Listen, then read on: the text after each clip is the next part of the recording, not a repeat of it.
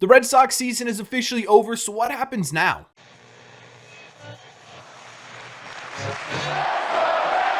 What is going on, everybody? Welcome back to Red Seat Radio. My name is Corbin, and the Boston Red Sox have officially finished up their 2023 campaign on Sunday, ending on a win, but overall in September, they had one of their worst offensive months of all time. It was not a great month for the Boston Red Sox, and once again, we are sitting here in October with no Red Sox playoff baseball. So the big question is, what happens now, right? What does the 2024 offseason look? Because right now, it feels like there's a million different things going on in the Red Sox organization with this team to try and get it back to being competitive in 2024. It's a lot to keep track of, right? So what we're going to do in today's video is make it real simple. We're going to go over the top 5 biggest storylines to pay attention to with the Boston Red Sox headed into the 2024 offseason. We're going to talk about some stuff that's going to happen before the offseason officially begins and some stuff that's going to happen once the offseason officially begins. But before we get into that, do me a favor. Make sure you guys have hit that subscribe button if you haven't already. If you're new here, we talk Red Sox content almost every single day. Also, make sure you guys hit the like button on this video as well. Helps these videos out a ton, and it would mean a lot to me. Thank you all very much for clicking on this one. Let's get into it.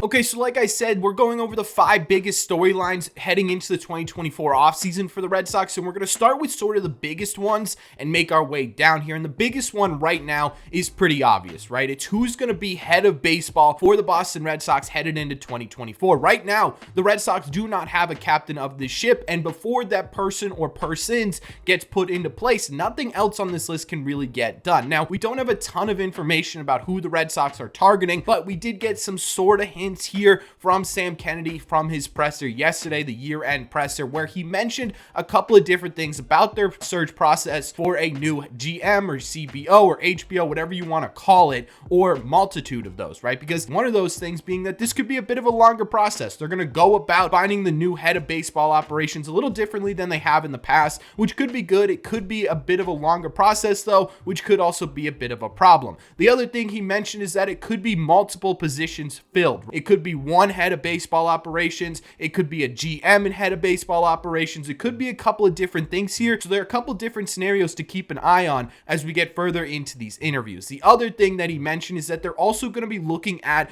internally and externally for their candidates, which means that there could be some internal promotions going on over the next few weeks because those are the most readily available to be interviewed and talked about within the Red Sox organization. Now, speaking of interviews, there have not been any interviews yet regarding the head of the ship for the Boston Red Sox, but they're planning on starting very soon. Sam Kennedy also mentioned that they have a targeted list of individuals that they are looking at, and interviews are going to begin at the end of this week and the beginning of next week. So we should start getting a little bit of news here about who the Red Sox may be targeting on this list, what they're kind of looking for in a candidate. One thing that Sam Kennedy did mention, has been mentioning for a while as sort of the figurehead for the ownership, is that they want to get back to competitive baseball, which we will talk about in a second. But this is obviously the biggest one, right? This is the one that we're probably going to be focusing a lot of our attention on until they get a head in that front office. There'll probably be minimal moves made until this person or persons gets into position, and it's going to be a little bit difficult for the Red Sox to do anything until they get this done. But hopefully we should see some movement soon, and obviously this is the biggest question mark surrounding the Boston Red Sox right now.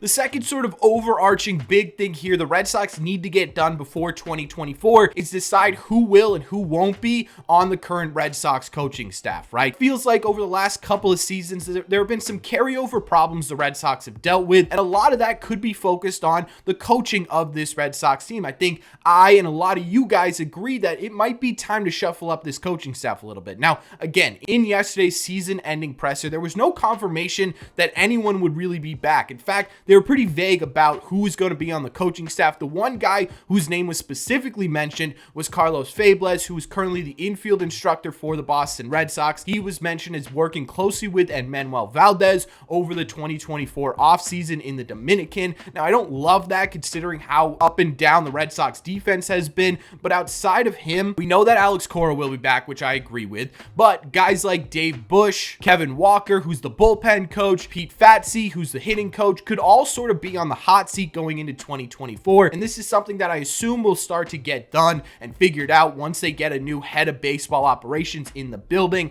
But this is something to pay attention to. There could be change-ups, and we don't really know whether or not the Red Sox are leaning in one direction or the other. Alex Cora mentioned in his year-end presser that he doesn't feel like they need to change the coaching staff to be better in 2024. They just need their coaches to be better in 2024. But again, there was no confirmation or denial that they are looking to shake things up on the coaching staff. And in my opinion, it might be a smart move to start getting some new names in here and see if you could switch up the systematic approach with everyone on the big league roster. So this is something to pay attention to for sure. And in my opinion, probably the second biggest thing before we get into the actual free agency and trade market, stuff like that, to pay attention to with the Boston Red Sox.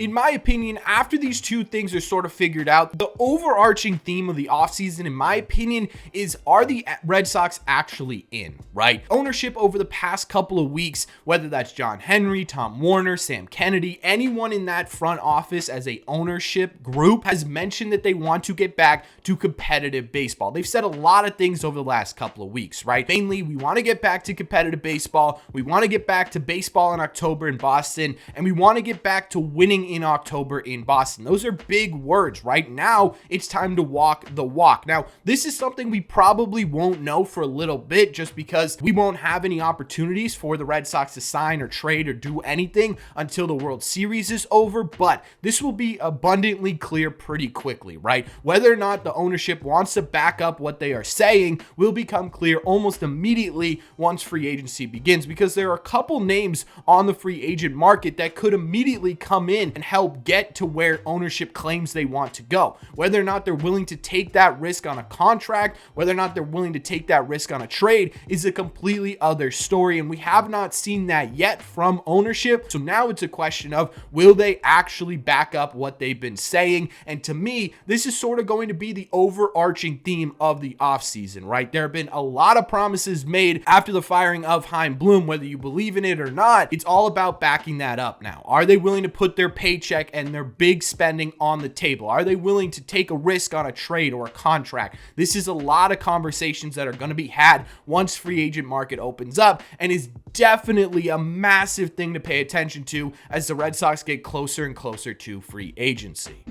After those sort of three overarching themes of the offseason, right, we could start to get a bit more specific. And I think almost immediately what you could start looking at are Red Sox impending free agents, guys who have contracts expiring or player options going into 2024, what their future on the Red Sox looks like. The three sort of bigger names right now are Justin Turner, who I think should be priority number one in terms of impending free agency, right? I think what he brought to the Red Sox, both on the field and off the field, was extremely important and something that I would assume the Red Sox would be really interested in repeating during the 2024 season, but it also limits your versatility a little bit, and he is getting older and probably looking for a multi-year deal. Do the Red Sox let him walk? Do the Red Sox let him even exercise his option, or do they try and extend him before free agency starts, or do they try and get him back once he opts out and becomes a free agent? That's sort of the big thing with Justin Turner. Adam Duvall is a little bit of an interesting case because what he brought to the Red Sox was exactly as advertised.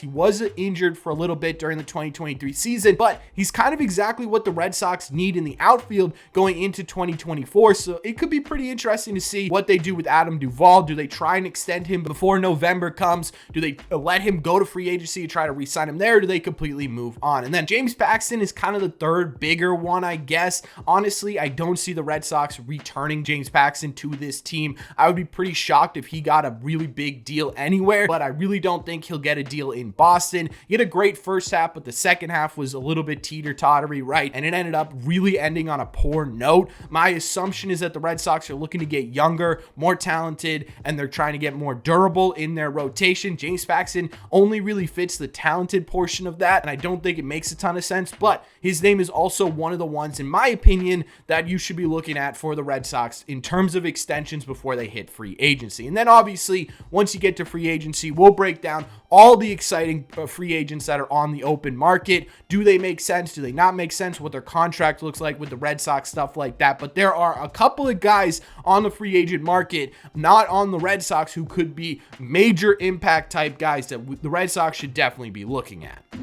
The last, and sort of in my opinion, the further down on the list storyline to take a look at as the Red Sox get into free agency, not before free agency, is how active are the Red Sox going to be on the trade market, right? The Red Sox have been a little bit weary with larger contracts for pitchers, mostly because they've been burned in the past. Is this something they look at in terms of a trade target over the course of the offseason? And how aggressive are they going to be? What positions are they going to target? And the Red Sox right now, if you take a look at their major league roster, there's a lot of young, medium level talent on the major league roster, specifically in the outfield. And then you've got sort of exceptional talent on the top end of your minor league system. Is this something the Red Sox look to utilize to improve the 2024 team in a big way? Who on the 40-man roster is available will be something to keep an eye on. What they value some guys at, what they value other guys at. In my opinion, when you're looking at the 40-man roster, the only three people who should be completely untouchable are Devers, Bayo, and Casas. Everyone else should have a varying degree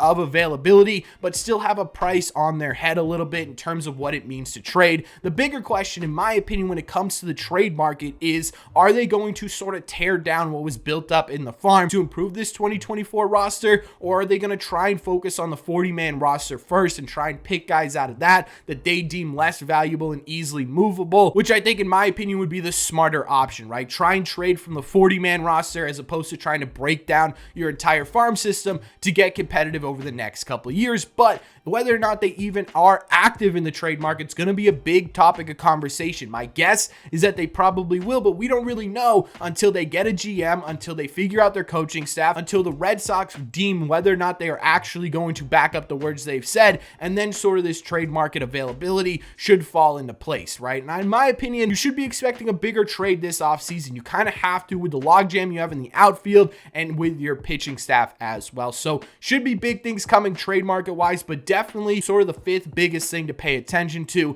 as we move into the Red Sox offseason. And those are sort of my 5 big topics of conversation when we're looking at the Red Sox offseason. In my opinion, again, the biggest one is obviously who's going to man this ship. And then it comes down to, in my opinion, the second biggest, what the Red Sox are truly looking to do. Are they looking to go all in? Are they still going to try and be tepid and stay around the luxury tax and sort of make a wild card caliber team? Or are they going to make a true competitor? But let me know in the comment section down below, one, which one of these 5 do you think is the most important? Which one of these 5 do you think is the least important? And is there anything I missed? Is there a storyline that you're paying attention to that you think is a huge topic of conversation that needs to be talked about within Red Sox Nation? Let me know all your thoughts on the top 5 biggest storylines headed into 2024 for the Red Sox in the comment section down below. As always, if you made it to the end of this video, do me a favor. Make sure you guys have hit that subscribe button if you haven't already. If you're new here, we talk Red Sox content almost every single day. Also, make sure you guys have hit the like button on this video as well. Helps these videos out a ton, and it would mean a lot to me. Thank you all very much for clicking on this one, and I will see you in the red seats.